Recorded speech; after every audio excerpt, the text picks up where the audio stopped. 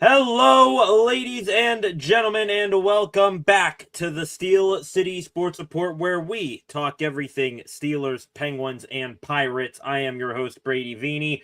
Hope you all had a good weekend. Busy times in the city of Pittsburgh, especially in the Pittsburgh sports world. The Pittsburgh Pirates, they are on fire right now. The Pittsburgh Penguins, still alive in the Stanley Cup playoffs, and of course, what you will see a bunch here on this little LED board to my left, a recap today to begin the show of the 2026 NFL Draft. We'll talk about everything the Steelers did. We'll grade the picks, and we'll also grade the job that Steelers general manager Omar Khan did. There is a lot to dissect, a lot to break down, and it's going to be a packed show here tonight, and we are going to try to get through it as quick as possible, try to wrap things up a little bit before 7 o'clock here tonight because, of course, the Penguins and Flyers are playing Game 5 of their playoff series. Would like to be done so then we can all shift our focus on to that. It's going to be Steelers hot and heavy early. We'll get into some Penguins and some Pirates after that. But before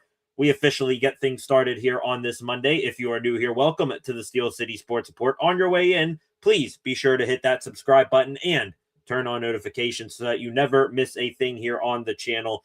Again, I already saw today that we are up past 800 subscribers on the channel. Most of those subscribers new, most of them probably from Philadelphia. Nobody, start anything. If they start something, finish it. But hey, let's try to keep things a little bit peaceful here on this Monday. Also, like this live stream right now, share this live stream so we can keep growing the viewership here on the channel. And if you want to, in the comments section, any thoughts, questions, or opinions that you may have this evening. I have a feeling that all of you are going to have a lot to say. I'll try to get to most of it here this evening. If not, we'll bring this same energy back either tomorrow or Wednesday when we are live again. But please fill up the comments section tonight what you guys are thinking about the Steelers draft and the rest of the state of Pittsburgh sports. Also, go check out the channel on Facebook, Instagram, and X at Steel City SR, and tune back in a little bit later on, hopefully not too long after the live stream here tonight for a new edition of SCSR 60 that is already recorded. Just got a couple more editing tweaks to do, and then that should be out not too long after we are done live streaming here this evening. To the live stream comment section already, Flacco in here, Derpy in here. He is already going hog wild on Art Rooney and the Steelers for the Drew Aller pick from what I am taking. Christine in here as well. Glad to have you back here, Christine. We're going to start with why everybody is here, and that is a recap and maybe a little bit of grading about the 2026 Steelers draft class. We were live back here on Thursday and Friday for reactions to rounds 1 through 3 of the 2026 NFL draft in Pittsburgh. And actually, before we, get into the Steelers and that in themselves, let's give a nice round of applause, ladies and gentlemen, to the city of Pittsburgh, because the draft, at least from watching it on TV, watching it at home, it was a stupendously successful draft for the city of Pittsburgh itself. It didn't seem like it was too crowded. Gridlock wasn't an issue whatsoever. The city looked beautiful. The production that the NFL did all around the North Shore and then some was stupendous. And, ladies and gentlemen, the city of Pittsburgh hosting the NFL draft broke an all-time first-round attendance record of 320,000 people. And then once rounds 4 through 7 were done on Saturday, Pittsburgh set an all-time new attendance record over the 3-day span of the NFL draft, 805,000 people cramming in to Pittsburgh, Pennsylvania to enjoy the mecca of the NFL offseason. So that was awesome to see the draft and see Pittsburgh highlighted and celebrated in the way it deserves to be. It's a beautiful city, and I'm glad that everything went smoothly. Art Rooney, the second Steelers owner, putting out a statement. I'm not going to read all of it, pretty much saying on behalf of the Steelers, I extend my sincere gratitude to the NFL draft. And from the moment Pittsburgh was announced as the host city 2 years ago, it was clear that the community would rise to the occasion. And I think that they definitely did. Pittsburgh got put more on a global map this past week or so. That was all nice. What wasn't nice, though, now getting into the Steelers portion of it, the NFL draft for the Steelers did not really go the way that we all wanted, and especially on night one, did not go the way that we expected. Pretty much a round one recap, ladies and gentlemen. The Steelers, they came out on the wrong end of the stick pretty much for the entire first round. You look all around them, their division rivals got better. They had the player that they wanted stolen from underneath them, and the Steelers ended up making a panic pick. The Ravens, they ended up getting Oliva Venga-Ioane, a guard that we all really wanted here on the channel. The Cleveland Browns ended up making 2 first-round selections, both of whom we really liked. Spencer Fano, the offensive tackle, Casey Concepcion, the wide receiver. The Bengals, they didn't pick, but hey, they got Dexter Lawrence, so you can count that as a first-round pick of their own. And then the moment that turned the draft on its head, and you really figured out that the Steelers were going to have a rough draft after this happened. Jerry Jones of the Dallas Cowboys and Howie Roseman of the Philadelphia Eagles, 2 rivals during the NFL season, and pretty much another rivalry on par with like the Steelers and Ravens rivalry in the NFL. They end up doing business with each other, and the Eagles end up leapfrogging the Steelers and pick right in front of them at pick 20, and they steal Makai Lemon right out from underneath the noses of the Pittsburgh Steelers, and there is no sort of dispute over that. The Steelers, they were literally on the phone with Makai Lemon when the Eagles traded up and then selected him. There's a video. Ian Rappaport reported it in real time on draft night. So, I mean, one thing I'm not going to do breaking down all these picks here tonight is talk about, how much the Steelers drafted a bullet on Makai Lemon. First off, I'm not one to waffle on my feelings over Makai Lemon. I still think he is a stud wide receiver. And second of all, Steelers were literally about to take this guy. So you can call, Lemon a character issue and a dude who's going to flame out of the league in 3 years all you want. But truth of the matter is Steelers were going to draft that guy, and the Eagles end up pulling off a shrewd move and stealing him from Pittsburgh. And the Steelers, they were not ready for it whatsoever. Turns out Omar Khan learned in real time, just like Makai Lemon did, that the Eagles were trading for him. Steelers ended up using, I think, a good 7 minutes and 20 seconds of their clock time in the first round, and they end up settling on a panic pick. And it is Max Ihornachor, the offensive tackle from Arizona State. Now that we've had more than a couple of days to digest this, want to say, Maxie Hornachor, I like the kid, but the process and all that leading up to it was just such a bad look. I think it casted a negative connotation on this pick, but being a little bit optimistic, Maxie Hornachor is a good pickup for the Steelers. I mean, he is a big dude. He's young, doesn't have that much wear and tear on his body. He's got long arms. Apparently, Trey Essex, former Steelers left tackle for many years, he said that Ihornachor has the best feet that he has seen of any tackle his size, meaning Ihornachor's size, in the last 10 years. And I think the overall feeling about Max Ihornachor is that, yes, are there some issues or worries about the fact that this kid didn't play football until he was 13? Yes, I am one of the biggest fear guys of that. He's not going to have as much experience despite starting 31 games for the Sun Devils. He's not going to have as much, knowledge or just life experience in the game as some of these other kids out there. But from what I've heard, from what I've seen, you're talking about Ihornachor, some of the highest upside and ceiling of any of these offensive linemen that went in the draft. So before we, crush the kid, you can crush Omar Khan and Art Rooney, Mike McCarthy, whoever's at fault for the first round of the draft playing out the way it did. You can crush those guys as much as you want. But one thing I'm trying my best not to do is to crush the kid and immediately discard him because, you feel terrible about the general manager. So let's see. Let's give, Ihornachor a chance. Same thing with the coaching staff. Maybe they can develop him. I'll tell you what, I am much more confident in the Steelers coaching staff currently developing this tackle than I would have the previous regime. You go from Pat Meyer to Campen and Evans as your offensive line coaches. I think those are two pretty, well-reputed names to help develop this young kid, and he is going to need it. Let's hope that is the case. Hornachor did meet with the Steelers media back on Friday. He had his introductory press conference, said that, he's open to moving wherever across the offensive line. Right now, he is a primary right tackle, which does pose a bit of a question. Not only did the Steelers take a young project tackle, they also took a dude who plays primarily a position that you currently have a good player, Troy Fautanu at right tackle. Could that mean Hornachor, because he is so young, move over to left? That could be a possibility. One thing that I would probably do right now, this kid, as much as he news to the game, I don't want to, rattle him too much by moving him over to the other side. So Troy Fautanu, if I had to, if I were a coach right now, what I'd do, move Fautanu back over to left tackle. It's where he played in college. It's where he earned his first round pick status. Put Hornachor in there at right tackle and go from there. Hornachor, said he takes great pride in punishing people.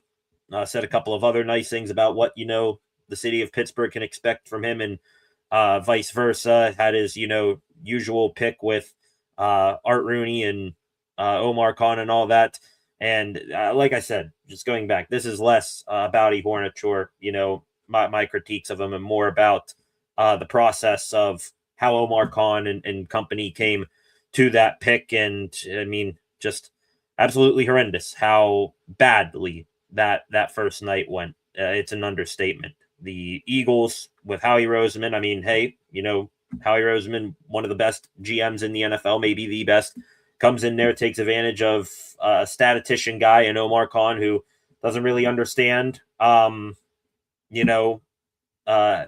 teams trading up and player management. And the Steelers, by the way, with that whole, on the phone thing with Mekhi Lemon, apparently they are going to get investigated by the NFL. I mean, there's a big smoking gun right there of Mekhi on the phone with Omar Khan. Apparently Pittsburgh is pissed about it with Dallas, and also, I think the NFL will probably be pissed at the Steelers over it. We'll see if that turns into any sort of fine or draft pick cost compensation for the Steelers doing that. But just a horrendous night one for the Steelers. Eagles take their guy. Steelers then rush the pick, take a project tackle that is going to need probably a good bit of seasoning. All the other teams that the Steelers, are in the division with, they all had good nights and good drafts overall without me going over those. And yeah, I mean, just absolutely horrendous night one. Another two things, by the way, want to critique Omar Khan. Had his guy stolen from him. Did not trade up at all with the 12 draft picks that he had in the first round. He was in prime position to do that. If he wasn't going to do it then, I mean, whenever was he going to do it?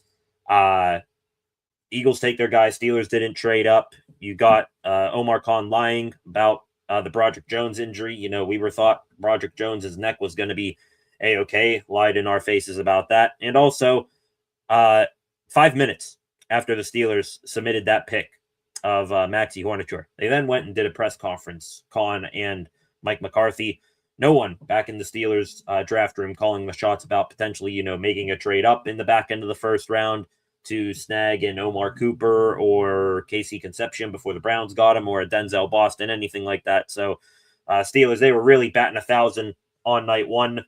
Night two, though, safe to say, my favorite draft night, rounds of the Steelers in this entire thing. Rounds 2 through 3, not too many complaints for the Steelers from me. I know other people got their opinions out there. Derpy in the comment section, he's one of them, but I really did think that the Steelers did an A-okay job on night 2. And I know, saying having one good or 2 good rounds out of 7 is not a good match. Trust me, I'm getting there. But rounds 2 and 3, I did think that the Steelers pretty much did as best as they could. Started the night with a trade up. How about that? Omar Khan moving up from pick 53 to pick 47, and he ends up taking Jeremy Bernard, wide receiver from Alabama. Now, I've said it, I think, multiple times leading up to the draft and during the draft.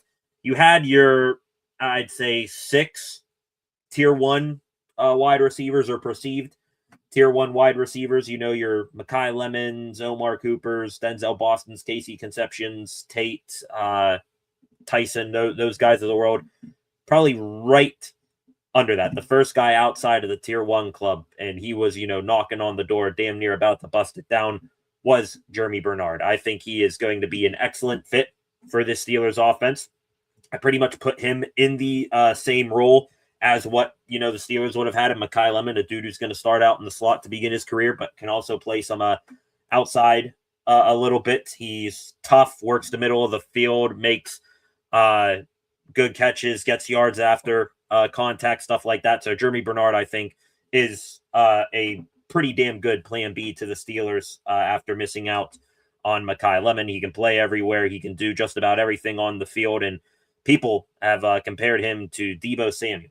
And if you put in a Deebo Samuel into this new offense with the two other big targets at wide receiver, Metcalf and Pittman, I like to say that you've got a nice concoction of what could be a successful passing offense. Now, just got to figure out the quarterback. Is it going to be Mr. Aaron Rodgers? Is it going to be Will Howard? Or is it going to be the Steelers' first of 3 third-round picks?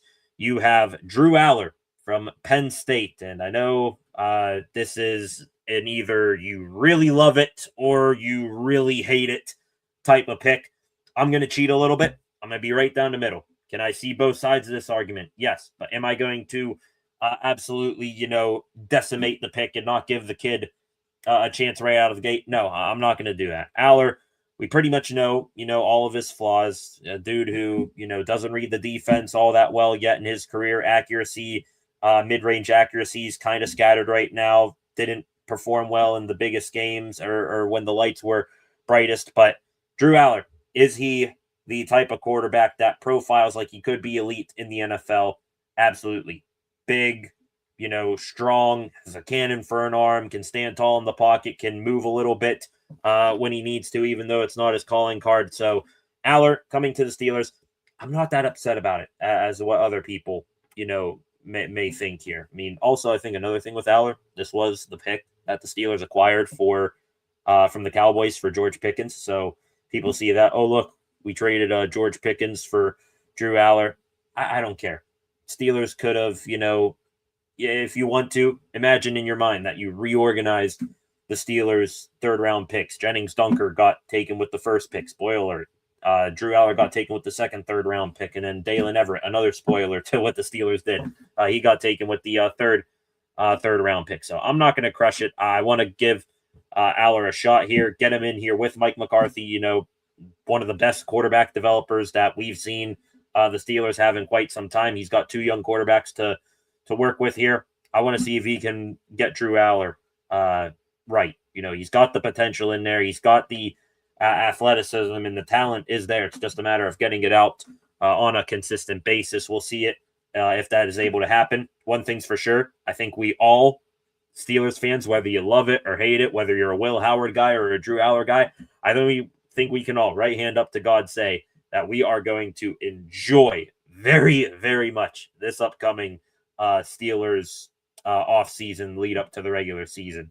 OTAs, training camp, preseason games, all of it is going to be watched very intently by Steelers fans. And I mean, hey, when's the last time you could say that you were truly invested into every single quarterback snap taken in this in a preseason? I think we all will probably have that come a couple months from now.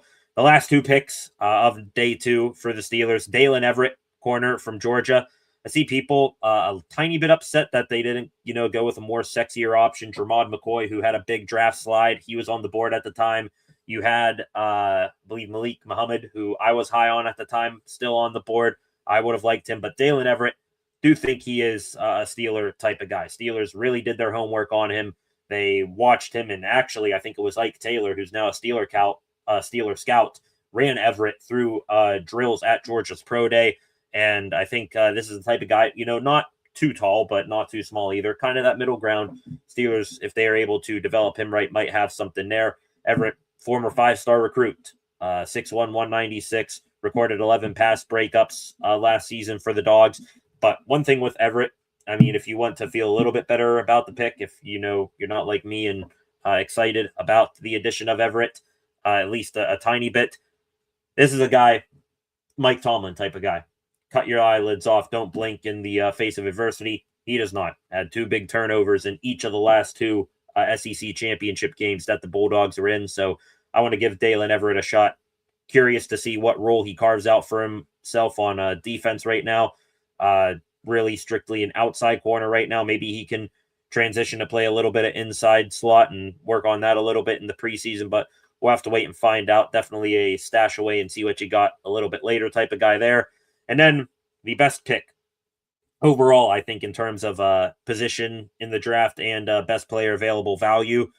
Steelers trade up from pick 99 to pick 96, and they take the most glorious head of hair that I have ever seen coming out of the draft to go to the Steelers. Jennings Dunker, the redhead mullet mauler from Iowa, gets drafted to the Steelers. This guy is big, he is nasty, and he is the most Steeler draft pick of all time. You know, big country boy from Iowa. Dude looks like he was fed corn all his life growing up. He tosses, hay bales around in hay bale tossing competitions, has won that back-to-back years. Dude cooks up raccoon stew. He eats at Culver's all the time. He loves drinking coffee 24/7. Just all around, this dude, he's either going to flame out in 2 years or he is going to go to the Hall of Fame. And there is no sort of in between. The way that this guy looks on tape, and I think he's going to, transition fluidly from right tackle to left guard from college to the pros. I like to think he's going to be a Hall of Fame type guy, or at least a Steeler Ring of Honor type guy. Pro comp for Jennings Dunker, Mason McCormick. And I don't know about you, getting a value guy like Mason McCormick. He's not a star, not a Pro Bowl type guy, but a consistent, what you're going to get most days starter in the 5th round. That's what they got in Mason McCormick 2 years ago. This time around, you get Dunker, who's going to be that similar type of guy. Dude who's going to be steady Eddie. Might not be all that flashy outside of the hair, but hey, I think he is going to be a hard work lunch pail dude for the Steelers, and Steelers fans are going to naturally gravitate around that. And then day 3, disaster, absolutely flush it down the toilet. Night 1 for the Steelers. Day 2, I personally liked. Day 3 was a little bit of both. Their first pick was in the 4th round. I believe it was pick 121. Steelers went back to offense, and they selected wide receiver Caden Wetjen from Iowa. So back-to-back Iowa picks from night 2 into day 3 for the Steelers. Wetjen, I love the pick. Dude is by far the best return man in all of college football. He won the Jet Award 2 years in a row, which is for best return man in all of college football. I like the player. I like the pick. Just not in that spot at round 4. I mean, unless the Steelers really think he is going to be, call me out for maybe just saying because he's white. Maybe he's going to be like a Ryan Switzer type guy, Scotty Miller type guy to this offense, that can run out of the slot a little bit. But taking what is primarily going to be a return guy in the 4th round, I mean, I would not have been all that surprised if you would have taken Wetjen in the 7th round if he would have still been there. But I mean, just weird spot to take him. I mean, he wasn't even expecting to be taken in that spot. Wetjen, he was on the golf course when he got the call. So I like the pick, just not in that spot. We'll see if he is able to translate that talent and then some from the college ranks into the NFL. I am hoping that is the situation. That also, Wetjen secured the first time since 1976 that the Steelers drafted 5 offensive players among their first 6 picks. That would have never been a thought in anybody's mind if Mike Tomlin were still here.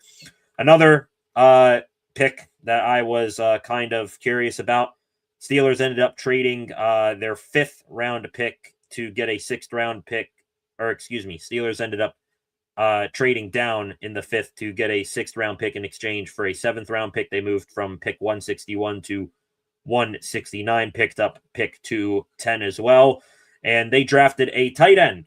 Unfortunately, this guy was probably like my 10th or 15th, lesser favorite tight end on the board at that time. It was Riley Nowakowski from the University of Indiana. Yay, Hoosier, national champion, but he is directly a carbon copy of what Connor Hayward is going to be to this new offense. I mean, not all that big of a tight end, and wasn't all that proficient in either the blocking or passing game offensively. He's going to be, playing a fullback type of role, be used in certain packages.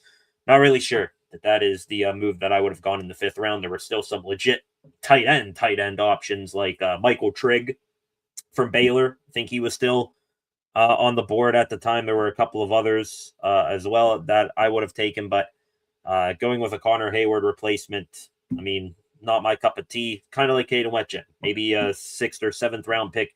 Could have taken that guy, but not in the 5th round. 6th round pick 210 that they acquired in that trade. Totally honest. Right hand up to God. Never heard of this dude. And 99.9% of Steelers Nation, unless you've got a tiny bit of knowledge about Notre Dame football, know who this guy is. Gabriel Rubio, defensive end / defensive tackle from Notre Dame. Nobody has any clue who this guy is. I'll put it this way. If you were to go to NFL.com and their, tracker of the draft, when you see the Steelers picked Gabriel Rubio, if you were going to click on his profile, nothing would come up. NFL literally barely knew who this guy is. You had Dane Brugler, one of the big-time draft gurus out there. He put out a breakdown, I guess, a guide to the NFL draft called The Beast, where he does work on over 600 draft eligible players. Gabriel Rubio, not even a sniff of information on him. So that one is a little bit tough to understand for the Steelers.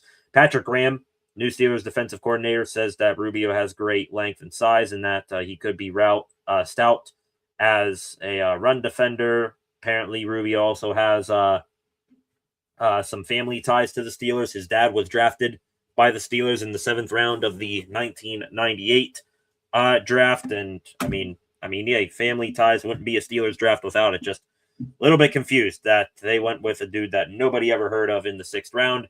Oddly enough, out of the 4th and 4th round through 6th round draft picks for the Steelers, it was the 7th round selections, the 2 7th round selections that I liked the best.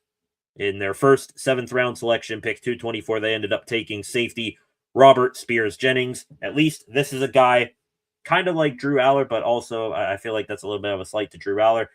A guy, Robert Spears Jennings, dude is just an athlete, runs a 4.32 40. He's big, he's strong, he likes to hit people hard. At least you know a role for that guy day one. You put him with Danny Crossman and you let him be a special teams ace this upcoming season. You just say, hey, buddy, see ball, hit ball. No need to worry about, complex coverages and stuff and picking up guys defensively here. So Robert Spears Jennings taking a shot on a toolsy athletic guy who's going to be, a special teamer to start his career in the 7th round. I'm all about that. And then probably everybody's favorite pick of the draft in the best moment, I think, by far in the draft. Steelers, with their last pick in the draft, pick 232, they stay home. They take wide receiver / running back, excuse me. We're just going to call this guy a PM, playmaker. Eli Heidenreich from Navy. Heidenreich, Mount Lebanon native, was invited by NFL Commissioner Roger Goodell to come to the draft the last 2 days, stay backstage in the green room. And if his name gets called, he gets to, have a cool moment in front of his hometown. Not only does he have that cool moment in front of his hometown, it is the Steelers saying, hey, kid has waited in the green room long enough. Let's pick him up here, and we're going to find a role for him in this offense. And Heidenreich, is a role clear for him yet? No. But could he easily find some sort of niche role in this offense? Absolutely. He is a hell of a football player, and that's honestly what we should call him. Not a wide receiver, not a running back, not a fullback. He is a football player. Gets picked up by the hometown team, the team that he grew up rooting for.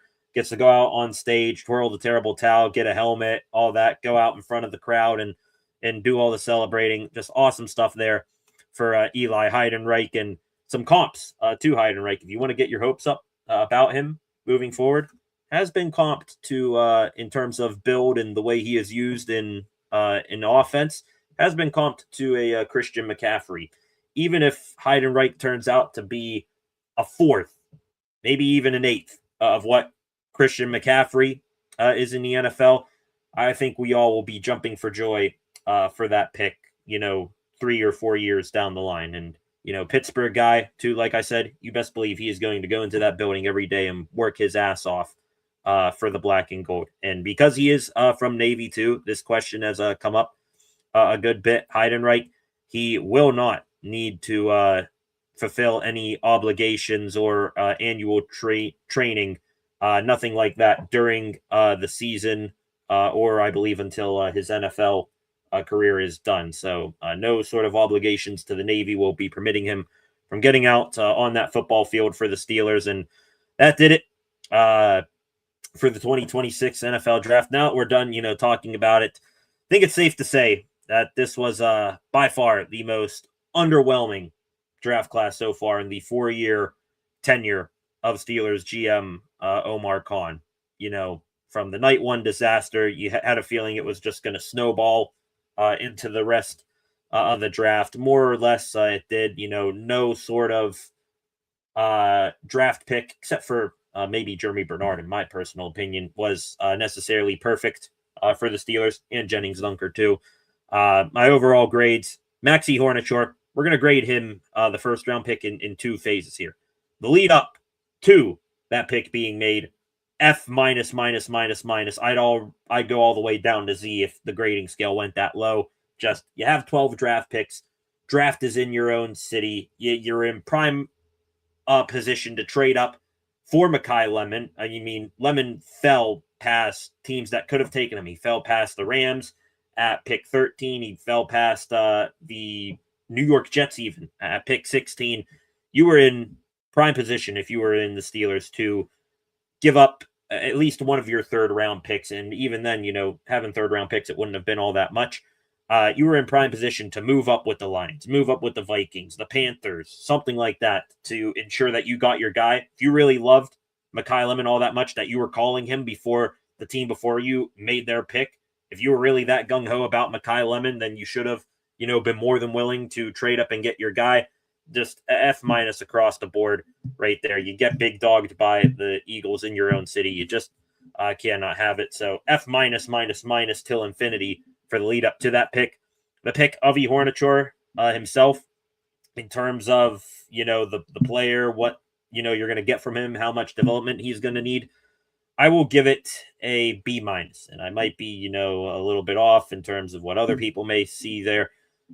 Hornachor, I do want to give the kid a chance. And I keep, going back to this kid's got, some of the highest ceiling in terms of, athleticism and physicality for the position in the draft class. But again, primarily a right tackle. You already have a good right tackle. Are you going to switch him or Falatanu over? That's a fallout from this draft pick that's going to knock the grade down a little bit. Also, pretty much punting on the Broderick Jones experiment. And Hornachor, not too much different from Broderick Jones when he got drafted. A guy who's, perceived as a project is going to need some development. So B minus, we're really hoping for the upside of Hornachor to be discovered in a hurry with that pick. Pick 2, Jeremy Bernard, A plus, in my opinion. Or I guess I'll go with just A. An A plus, would have been if you would have made that move for Mekhi Lemon, but an A for Jeremy Bernard. Not that much, honestly, of a drop off from Mekhi Lemon. I mean, Lemon's, got the more game-breaking, capabilities here, but Bernard, in terms of skill set and, fit for this offense, it's still pretty damn good. My favorite pick of the entire draft, Jeremy Bernard. Drew Aller at pick 76. I'll go with a B minus. I'll put him in the same category as Hornachor. If you can't guess already, I'm sort of doing these live right now, talking about the grades.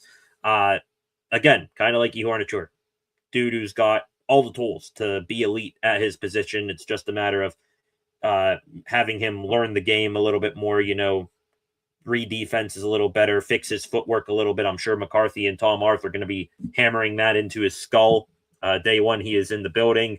and seeing what you're able to get out of him. He's got all the potential in the world if you turn on his best tape, but his low lights are low, his highlights are high.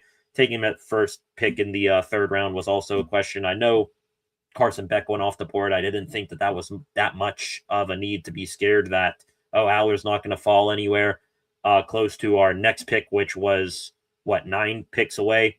I would have waited a little bit for Aller at that point. I would have, taken another position of need right there. Maybe you can take Jennings Dunker with that pick, or not sure if Emmanuel Pregnon was still on the board at that time. I think he might have been. Could have gotten another outstanding corner, different than Dalen Everett. No shot at Everett there, but we'll go with B- there for Aller. It's just a wait and see to see if he ends up panning out and to see what his role will be as well. Him and Will Howard now, 2 dogs, 1 bone almost. As long as Mason Rudolph is here, there have been rumors that Rudolph is now on the trading block. As long as Mason Rudolph is here, and there is still the expectation, at least among Steelers Nation, that Aaron Rodgers is going to come back. 4 quarterbacks.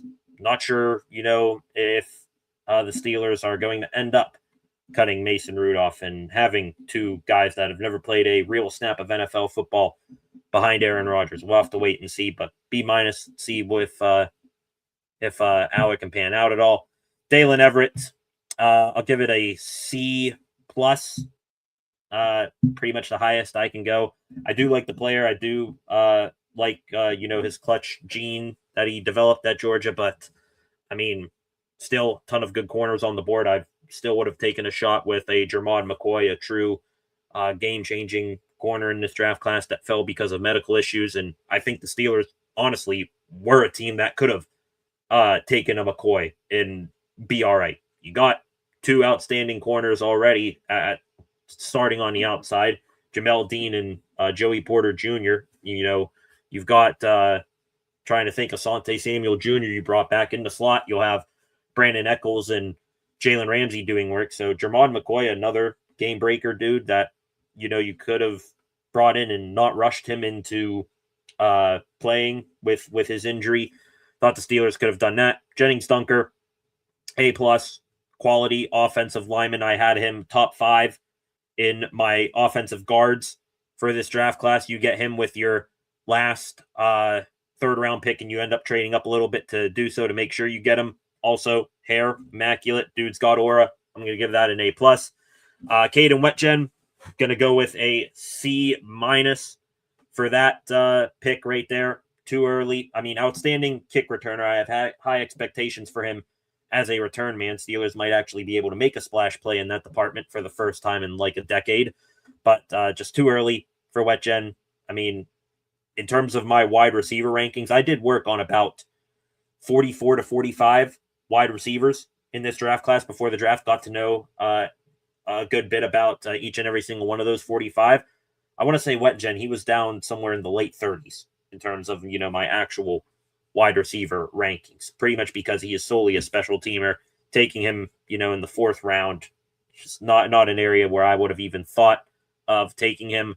Riley Nowakowski, I mean, pretty much the same thing here. We're going to go with a C-. Dude's just Connor Hayward, but maybe he blocks a little bit better, catches a little bit worser than Hayward. Gabriel Rubio, F. I mean, you use your 6th round pick on a D tackle, and it's not a Rayshon Benny or anything like that.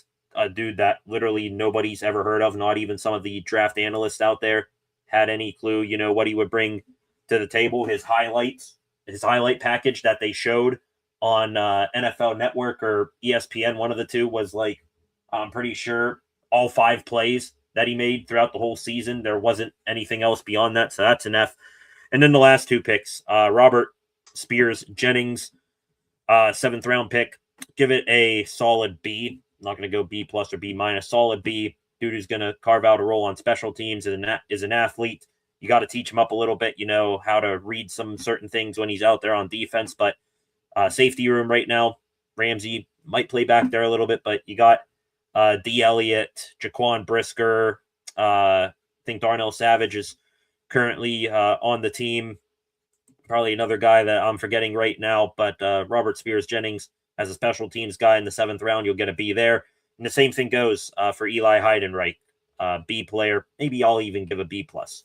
A plus for the theater and the outstanding, cool moment of him getting drafted in his hometown, getting that hero's reception. But I'm going to go B minus right now, not because of, his play and his skill. I think that is plenty good enough.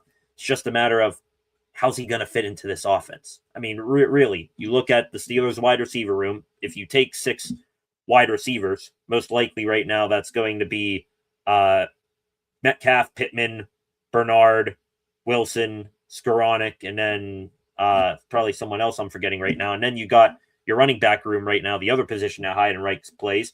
You got Dowdle, Warren, and Caleb Johnson. So is Heidenreich, is he going to be your 6th wide receiver? Actually, Wetjen was the 6th wide receiver. Is Heidenreich going to be your 7th wide receiver? You're going to carry that many? Is he going to be your Caleb Johnson replacement? Then you're kicking a 3rd round pick from last year to the curb already. I get it, new regime and all that. You have no allegiances, but I mean, aside from the feel-good moment, just finding a spot for Heidenreich will be very, very, confusing, and it's going to be a journey to see how he carves out a role for himself on this team. So that does it for my analysis of the Steelers 2026 draft class overall. Probably looking in C minus territory overall for how it went. 2 picks I am absolutely ecstatic for, Bernard and Dunker. 3 other picks I would say that not over the moon about, but still pretty juiced up. And then the rest are, give or take type selections. So we'll see how it turns out for Omar Khan. This was by far the worst draft class that he has had yet in his tenure. And I mean, hopefully it doesn't snowball here into the rest of the offseason here. Steelers did add some post-draft, undrafted free agents. By the way, they signed 6 guys after not getting drafted. Just a quick list of who those guys are. Safety, Devin Boykin from Indiana. A little bit undersized for the safety position, but national champion dude who could end up, maybe making a special teams run at things here. I'm always willing to take a shot on a national champion. Syracuse defensive lineman Kevin Jobity Jr., 6'4", 308 pounds. Dude who had 30 tackles and 6 TFLs, 5 sacks last year for Syracuse. I mean, high athlete type of guy. Honestly, would have probably drafted this guy over Gabriel Rubio, who the Steelers took in the 6th round. 2 tight ends that I really, really like. I probably like more than Nowakowski, who the Steelers took. They got signed. First off, Lake McCree. I believe, trying to think back to my tight end rankings, he probably might have been my top 15 tight end on my board. 30 passes caught for 450 yards and 4 touchdowns with USC last year. Mainly a blocking tight end, but still would have been nice to get him. Would have been even nicer had he been, relinking up with his wide receiver teammate, Mekhi Lemon. Shimon Mateer from Arizona State. He gets to reunite with Maxi Hornachor, kind of like McCree, block first type of tight end, but did catch 38 passes for 375 yards and 4 touchdowns. Mateer actually put out a post on Twitter. Steeler Nation, I promise you, you got a dog coming. Me and Max reunited. Let's do it. Excited to see if those guys are able to maybe find a TE3 spot on the team. Maybe be a special teams dog. Kicker, Leif Margin, probably mispronounced his name. Kicker from Kansas, made 14 of 17 field goal attempts last year. Made all 40 of his extra point tries in either last year. Yeah, last year. Just a camp body. See if he can get himself a practice squad spot. And then the one undrafted free agent the Steelers had that I actually had no clue who he was, Dalen Carnell. So they take 2 guys with the first name Dalen in this draft class, or I should say put on their rookie camp roster. Dalen Carnell, 2023 is when he registered 51 tackles, 6 TFLs, 7 pass deflections, 2 forced fumbles, and a pick 6. Maybe you get him in a room with Scott McCurley, CJR, see if you can get anything out of that kid. And then there were 2 rookie camp invitees today as well, guys who did not sign with the Steelers but will be in the building and at the UPMC Rooney Sports Complex for rookie minicamp. Navy fullback Alex Texa, he gets to play a little bit more football, even though it's just a practice with Eli Heidenreich. Mount Lebanon native as well, so they probably grew up together, played football together.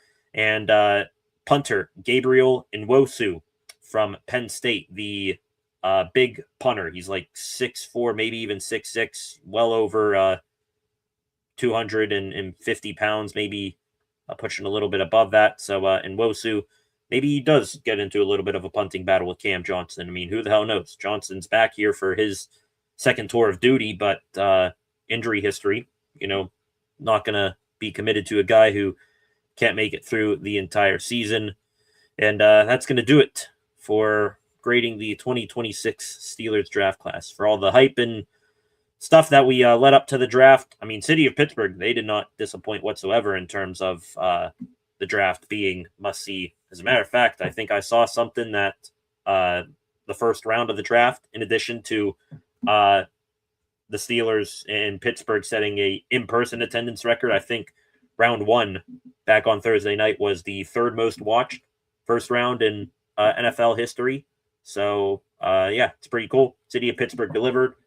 Pittsburgh Steelers, not so much. Not so much. What are your guys' thoughts? Going to go to the comments section right now. Derpy, pretty much in the same boat as me. Overall draft picks a C-. Yeah, I mean, the good draft picks were pretty good. Jeremy Bernard, Jennings Dunker, and all that. But there were just, especially on day 3, I mean, some really weird and wonky picks for players. Taking a return man in the 4th round, taking a 3rd string tight end / fullback in the 5th, dude who nobody even heard of as a, does he even make the team, defensive tackle in the 6th. Just really confused about that overall draft. Host was awesome. Yeah, overall, the city was awesome, but the grade itself for the Steelers, it would be an F, but I'll give a D because of the last pick, Heidenreich. Yeah, a big sentimental pick right there. I mean, that was moment of the draft. Probably second best moment of the draft. I'd have to go. I thought it was pretty cool when we were live Friday night and got to see Avion Terrell reunite with his brother AJ in Atlanta. That was pretty cool. But, I mean, Heidenreich, emotional, gets drafted by the team he grew up watching in his own hometown, too. That was, not too many higher than life moments than that right there for Mr. Eli Heidenreich. Jennings Dunker will be a Hall of Famer one day as a Pittsburgh Steeler. I hope to God that turns out to be the case, because Dunker, I mean, dude looks good, plays nasty. I mean, every single thing that you see of him off the field is extremely relatable, and I just want to see the bust someday, his head bust in Cannon someday, and that hair, business up front party in the back look in the Hall of Fame. It is going to be outstanding when it gets there someday. Preseason going to be so much fun, says Christine. Yeah, absolutely. Absolutely. Drew Aller versus Will Howard, maybe even a battle for QB3 at that point. It will be exciting, when that second quarter / second half of every single preseason game rolls around. It will be pretty fun to watch, and I'm sure we're all going to be dissecting that to the 800th degree. One thing though, I do think that for sure now, you will not see Aaron Rodgers until minicamp. Even you're gonna want Aller and Howard in some way, shape, or form. Those 2 guys, I don't care how you split it, you're gonna want to see those guys get as many first team reps as possible in this preseason cycle. Even though you do know Rodgers is coming back. Juan Smith in here. We need Aaron Rodgers so bad. I can't believe Rodgers will play at an MVP level. That's going a little bit too far. Did Aaron Rodgers at certain points last year, did he play at an MVP level? Kinda. But are the Steelers, dying for Aaron Rodgers? I mean, where did Rodgers get us last year? I mean, same place where we've always been, barely making the playoffs. It came down to a Tyler Loop missed field goal for us to get in, which, by the way, how much of this draft class and outlook of the Steelers could have changed had the Steelers lost that game. Let's just say, hypothetically, Tyler Loop doesn't miss that field goal at the end of the season.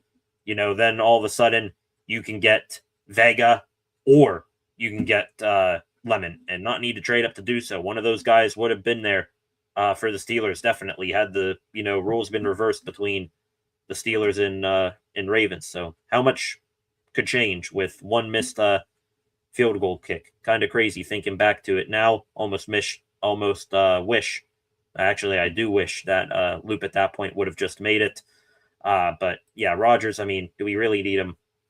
I'm not going to say that anymore. Would he, probably be the best guy right out of the chute for the Steelers to start the season? Yes. But also at certain points, did he look like an MVP? Yes. But at, more points than we would like, did he look like a 43-year-old man that didn't want to take a hit and was, scared to throw over the middle of the field or hold on to the ball longer than 2 seconds? Absolutely. I'd rather at this point, to be honest, just ride or die with the kids than to throw out what you already know there again in Aaron Rodgers. Concepts in here. Welcome, Concepts. The more tape I watch, the each pick, the more I love. I did a fair amount of work on all of these draft picks, except for, of course, that one pick, before the draft.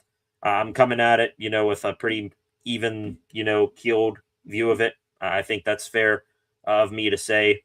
But, are there things to like about most of these draft picks? Absolutely, when you turn on the tape. However, you got to, work out the kinks and issues. That's, those are still there.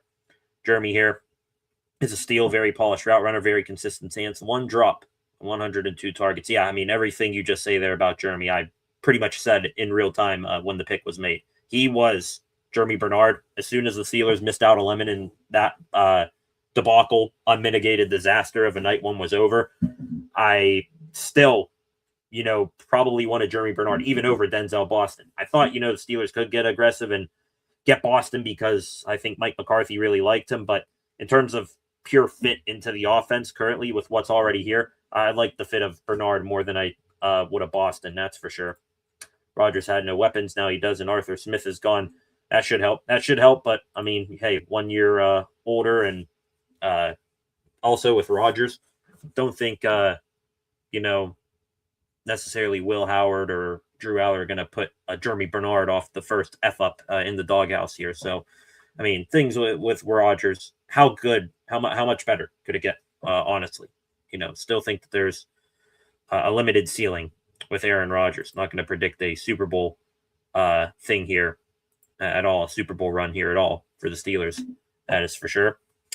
6 of you in here. We are just about an hour into the live stream here tonight, and we are a little bit more than half an hour away from puck drop between the Penguins and the Philadelphia Flyers. So with that, ladies and gentlemen, we are really, really quickly just going to burn through the rest of everything we have to talk about here tonight, aside from the Pittsburgh Steelers. We'll come back to them very, very briefly in the extra Pittsburgh sports news, but want to switch up gears real quick to what is going on here tonight. Pittsburgh Penguins and Philadelphia Flyers, Game 5. Who would have thought the last time we were live here for a news stream like this, who would have thought that we would have made it to this point? The Pens able to salvage one game in Philadelphia against the Flyers. They played back, I believe, on Wednesday night, right before the draft. That was, we were live for that, or we were live right before that game, and did not go in the Pens' favor. Pens did end up getting a 1-0 lead after the first period, but you can tell things were going to go wrong for the Pens again. Sidney Crosby got nabbed with an absolute, excuse my language here, horse shit embellishment call, and pretty much everything went downhill for the Pens from there. Brian Rust takes a cheap shot elbow, gets kicked by Travis Konechny. None of that gets called, but of course, Brian Rust ends up being the one getting the extra penalty out after that, because of course it's F the Penguins with officials this season. Final score ended up being 5-2 Flyers. After that Rust situation, It was, all Flyers from there on out. Things did change, though, and change for the better back on Saturday night, right after the NFL draft. Dan Muse ended up putting the lines back to some sort of a normal look. Ricard Raquel with Crosby and Rust, Igor Chinikov with Novak and Malkin, Elmer Soderblom with Ben Kindle and Anthony Mantha, which, my God, has Anthony Mantha been a disappointment these playoffs. And apparently Sidney Crosby got hit in the head with a puck during a power play drill at the Penguins practice leading up to that game on Saturday. And apparently that flipped the switch. Crosby, when you get hit in the head, you start thinking up of different ideas. Apparently Sid getting nabbed with that puck allegedly turned him back into the Flyers killer, because it was 5:36 left in the first period of Saturday's game. Crosby tallies his 72nd career playoff goal and another one against the Flyers in the postseason. Sid didn't look like, quite frankly, not going to, I mean this in the nicest way possible. I do. Sid looked less of like an old man that, got injured at the Olympics. He looked back to his normal self really throughout the game, scoring that big goal. Ricard Raquel made a big play in the second period. Dan Vladar, the goaltender for the Flyers, went behind his net to play the puck, and Raquel stole it and tucked it home. Chris Letang, same thing, kind of like Crosby, looked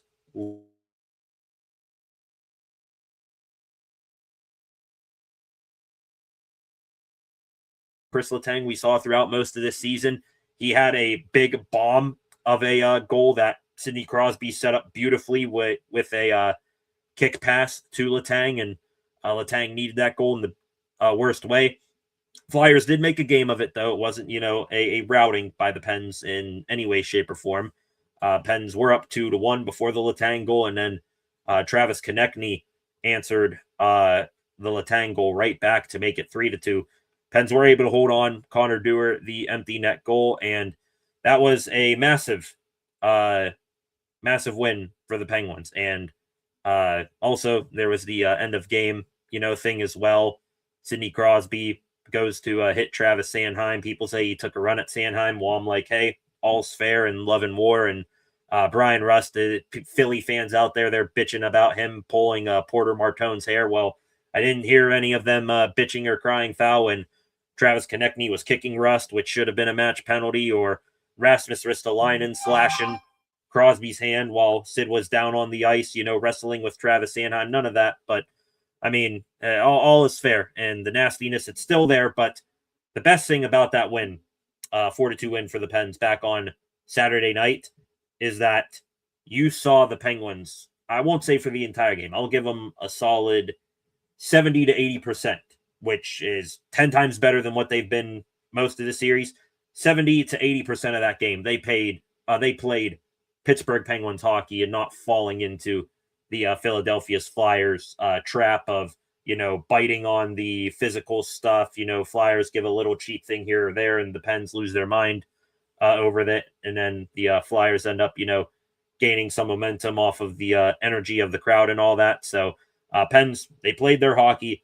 Let's just hope that this isn't the last time I'm giving the Pens a compliment, and that they play their hockey when they go back home tonight. Puck drop is coming up here in probably about half an hour, to be honest, between the Pens and the Flyers. I just wish that the Pens would stop wearing those ugly-ass yellow jerseys, because I think they need to at least finish out the playoff round wearing those jerseys. There's no sort of mid-round switch-up of the uniforms here. So let's hope and pray that the Penguins' power, of them playing their game and fighting for each other, let's hope that shows up again here tonight, and that their season does not come to an abrupt end after tonight's game.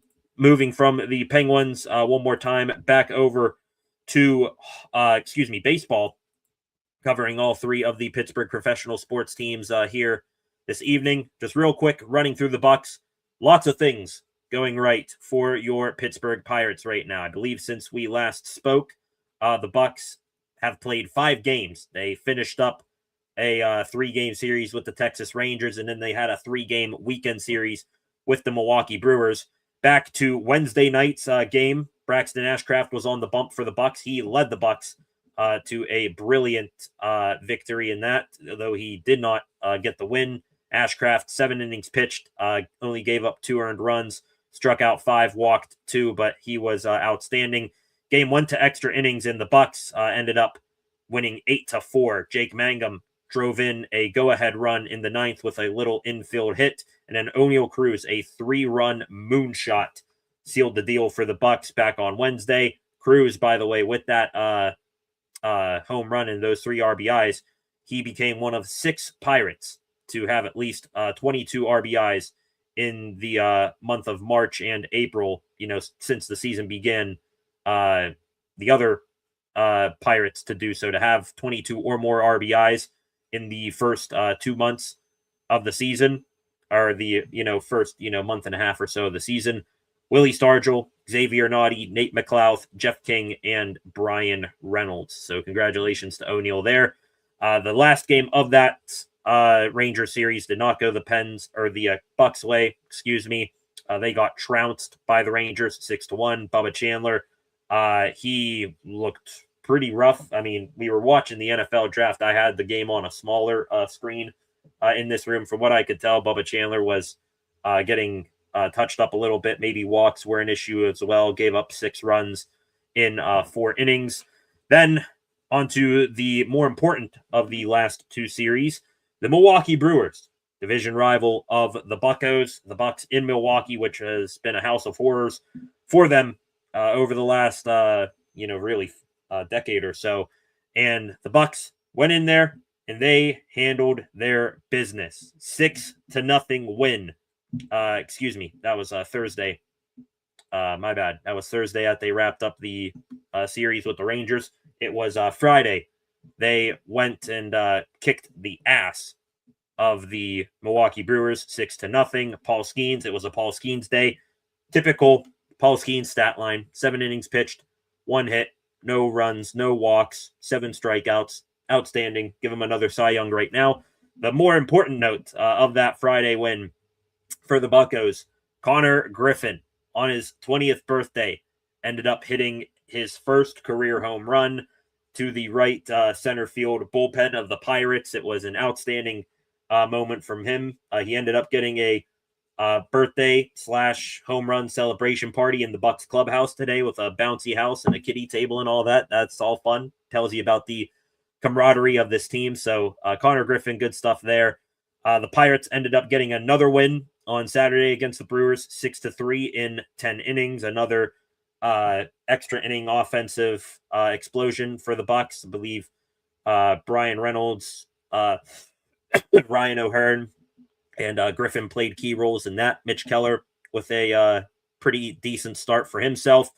That secured the series win for the Bucs. And then yesterday, Bucs threw out a pretty hodgepodge lineup, and they ended up losing to the Brewers 5-0. And they struck out a season high 18 times in yesterday's 5-0 loss. Kyle Harrison, the starting pitcher for the Brewers, threw a career high 12 strikeouts in his outing. But hey, Pirates, I'm not going to complain over a 2 out of 3, series win against a division rival early in the season. Would you have liked to see them get the sweep over Brewers, a team that, is most likely going to make a run at things when it's all said and done at the end of the season? Yes, but hey, taking down the Brew Crew 2 games out of 3, and now you're still pretty hot. You keep on winning series. If you're the Bucs, you're coming back home for back-to-back series against division rivals. Keep on ticking along, boys. Keep on stacking those wins, getting those series wins, because when you hit a pothole, down the line in the season, then you'll at least have these series wins to bounce back on as a little bit of a cushion here. So that's it for the Bucs. They do begin one of those new series that I just mentioned tonight. It's a 4-game series with the St. Louis Cardinals, who, after a hot start to the season, more or less shrunk back down to size. Lineup tonight for the Bucs: O'Neal Cruz, Brandon Lau, Brian Reynolds, Ryan O'Hearn, Marcell Ozuna, Nick Gonzalez, Spencer Horwitz, Connor Griffin, Henry Davis. Mason Montgomery gets the start tonight for the Bucs, the bullpen pitcher. And then, according to manager Donnie Kelly, he will then turn things over to Wilbert Dotel, who just made his major league debut a few weeks ago. He's more along the starting pitcher type of role in this bullpen game. They'll be going up against Dustin May. I believe first pitch of that game is momentarily. It might already have been pitched here. Kyle Leahy for the Cardinals. He will then pitch against the Bucs tomorrow. TBD for the Bucs for tomorrow's starting pitcher. Braxton Ashcraft was recently put on bereavement list. Hoping everything will be all right with him and that he makes a return here very, very soon to the Bucs. All right, ladies and gentlemen, 8 of you in here right now. Back here to the comment section real quick. Concepts. Love this right here. Steelers added a punter. They did get that punter that you like, 6'6", 296. I knew he was, a bigger guy. I just didn't want to, guess here. 6'6", 296 makes Presley Harvin look tiny. Yeah, we thought Presley was, a big punter that was able to throw around his weight. Imagine Nwosu over there. Not sure how physical he is, as a punter, if he's able to make a couple tackles or not. I haven't watched every single Penn State game, but definitely a guy that, kind of like the theme of most of this draft class, a dude who's got traits that maybe you can develop a little bit of something out of him. Max was the 18th ranked player, says Concepts on his board. Matt Williamson's 11th ranked player. Steelers DB's 25th ranked player. I trust more of them than PFF or ESPN. Well, I mean, yeah, Matt Williamson had very, very fascination with Mystery Hornature. I mean, I'm trying to think back to my rankings. I think out of my top 7 tackles, I had him as 6th. I had him actually right above the dude who went behind him in Caleb Lomu. But I'm gonna give the kid a chance. I think the whole process up to that pick really soured people, and that sourness more so carried over to the pick itself. But I want to give the kid a chance. If you can, get a solid 10-year starter out of Maxi Hornature, we'll look at the pick much, much more favorably many years from now. Another comment here, SES our dad. Congratulations on reaching 800 subs this past weekend. On to the next 100. Yep, getting closer to 1,000 people. Next stop is 900. Want to thank each and every one of you who subscribe to the channel, even though I bet you a good bit of you people are Philadelphia fans. You new subscribers. The reaction video to night 1 of the draft really, really blew up. So appreciate the supporting of the channel and the subscriptions and all that. I will end up taking those comments in stride in the meantime. Anyways, you guys got a good one in McKyleman. Just don't waste them. Do not waste them. Because I was about to move heaven and earth for McKyleman in all of my mock drafts. Want to real quick, ladies and gentlemen, with about 15, 20 minutes left to go until puck drop between the Pens and Flyers. A little bit of extra Pittsburgh sports news here today. We'll wrap things up with this stuff right here. Mike Tomlin, former Steeler head coach. Maybe he's a guy who would have been aggressive and said, hey, let's go trade up and get Mekhi Lemon. Maybe he would have recognized that when the Eagles moved up, they were going to take Lemon because they were going to trade away A.J. Brown. Anyways, Tomlin made his NBC debut on NBA Showtime the other night, and he talked a little bit about his Steeler tenure and his decision to walk away. Steelers former head coach Mike Tomlin told NBC's Mariah Taylor that stepping away wasn't an overnight decision, but it probably isn't something he can articulate or share with people. I believe Tomlin said that himself before, or people on his behalf said it before. I think 2 people, Rondé Barber and Jay Glazer, knew, or maybe it was Tiki Barber. I can't remember. One of the Barbers and Jay Glazer. Those were the only 2 guys that knew Tomlin was going to step away after the season. Not Art Rooney, not Omar Khan, not any of the other players or players that Tomlin coached. Just those 2 guys right there. Tomlin also said that his decision on stepping down, he did want to give the organization legends currently on roster, Cam Hayward, TJ Watt, Chris Boswell, quote, the energy and optimism that comes with new leadership. He said that it felt like the right time for the organization for him to step down. Said, they were hitting rough times with him at the helm, and he wanted to do what is right for the veteran players that he respects so much and vice versa. The other two things that Tomlin really said in this, 4-minute interview thing he did, said that he did watch the NFL draft, watched it from a cigar bar. Wonder if that's a first for a former head coach. Usually expecting to see Tomlin in the war room at the Steelers facility. A little bit odd this past year. And also he said that he does believe Aaron Rodgers will be the Steelers quarterback in 2026. If anybody else knows that if Rodgers is coming back, not inside the Steelers facility, it would be Mike Tomlin. I feel like he and Rodgers really, really hit it off in their one season together. Speaking of Rodgers, Will Howard was on Cam Hayward's podcast at the NFL draft, which, by the way, Will Howard, definitely a fan favorite there in Pittsburgh still. Did say that he does not know what Aaron's going to do, so either he's keeping it tight to the vest or even a dude who shares the same positional room as Aaron Rodgers doesn't know what Aaron Rodgers is going to do.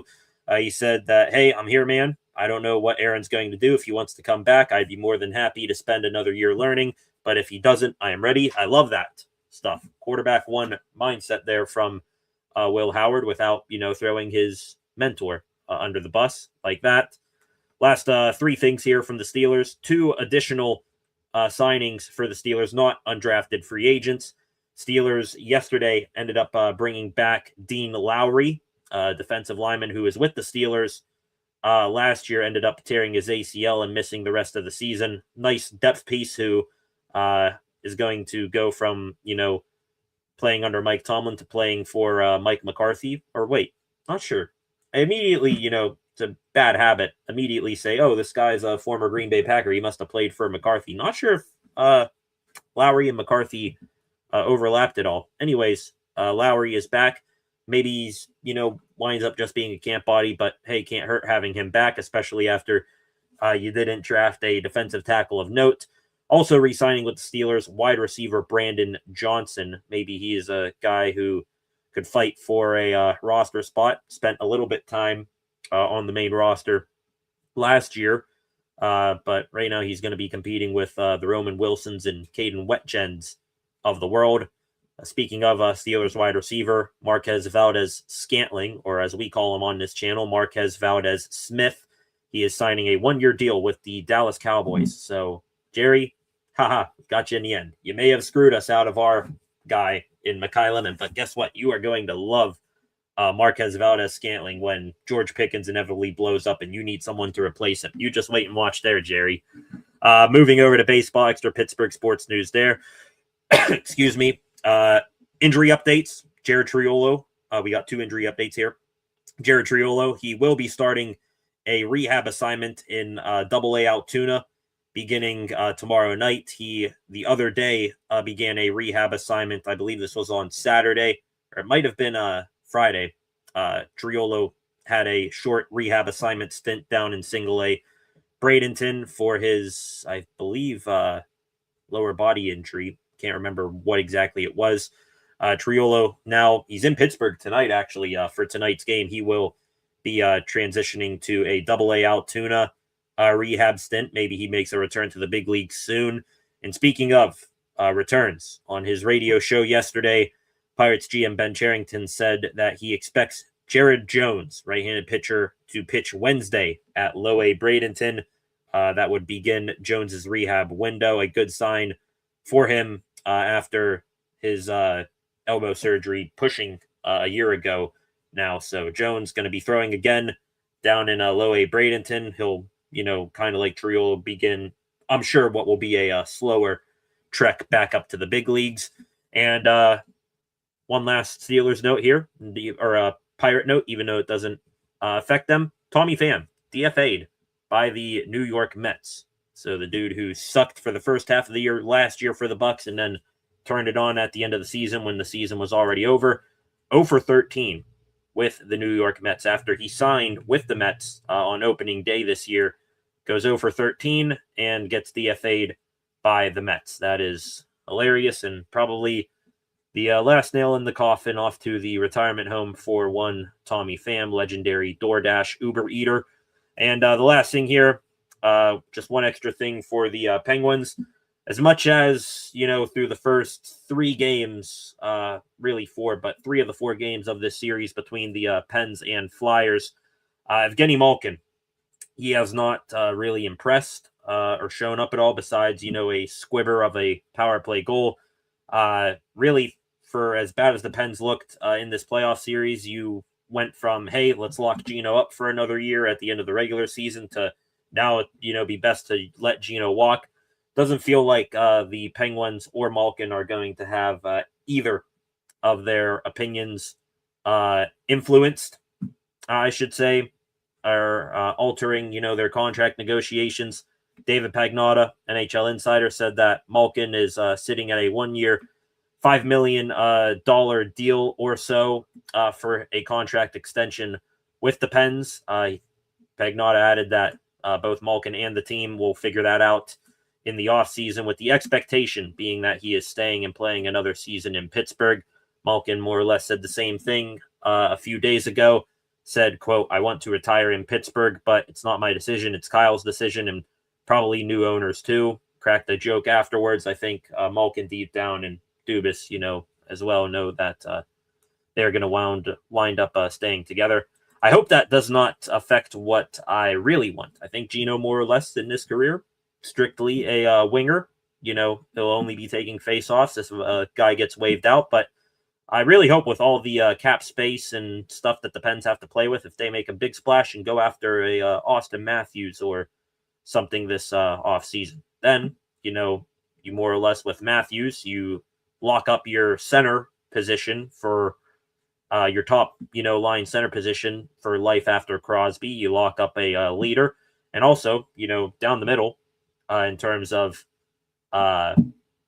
centerman, you'd have the past, the present, and the future, really. Crosby as your top line center for however long he's going to continue to play. Austin Matthews, pressure off of him, he can be your second line center. And then Ben Kindle, he'll still grow, still as a teenager, just turned 19 years old. He'll still be a third line center. I think he could serve another year or two on that third line, not developing any sort of high expectations for himself. So, all right, ladies and gentlemen, getting pressed on time here, about 10 or so minutes away from puck drop between the Pens and Flyers. So we're going to call it a stream here. Go turn on that game. I'll get SCSR 60 out. In the meantime, do my last few minutes of editing on that. Flacco here. Don't know how I feel about Drew being a Browns fan. How do you not cringe knowing that? I do cringe a little bit at that. But hey, Will Howard, he grew up in Ohio. I'm sure more or less he had family members that were Browns fans. And think Aller, if he were to turn out and be a guy and, want to go after being a Browns fan, I'm sure if he were to play the Browns, he'd want to beat them that much more. And look at the other side and say, oh, look, Taylon Green. You guys drafted Taylon Green over me. You got Shadur Sanders, a one-hit wonder in college who, is a bit of a nepotism draft pick. I'm better than these guys, and he'll want to take it to Cleveland. At least that's my ideal hope. And also, Flacco, thank you. Greatly appreciated. $10 contribution for the 800 subs on to 1,000. Indeed. Want to thank you. Want to thank each and every single one of you who were on here tonight. We'll be back if we have enough news tomorrow night. If not, then we'll regroup on Wednesday. No live stream this upcoming Thursday. Want to let you know, by the way, do have a concrete event Thursday night, so there definitely will not be a live stream on Thursday, but the rest of the week, still TBD, definitely on Wednesday and Friday. So I want to thank you all for joining me. Maybe we'll do a little bit of a grading of the other AFC North teams when we meet again next time. That's something I wanted to look at today, but I forgot to do it in my pre-show notes. So maybe we will regroup, talk about the some more draft stuff, maybe evaluate the other AFC North teams, and we'll have fun the next time we get together. So that's going to do it. Thank you all for joining me. On your way out, subscribe to the channel, turn on notifications so that you never miss a thing here on the channel again. Like, share, leave a comment in the comments section on this live stream.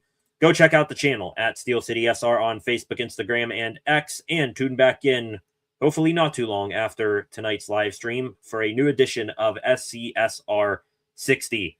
Have a good rest of your Monday night, ladies and gentlemen. Let's go Bucs. Let's go Pens. Hopefully we regroup back here either tomorrow or Wednesday with wins in the win column for both of those teams. Have a good rest of your Monday night. Go enjoy some Pittsburgh sports tonight. Peace.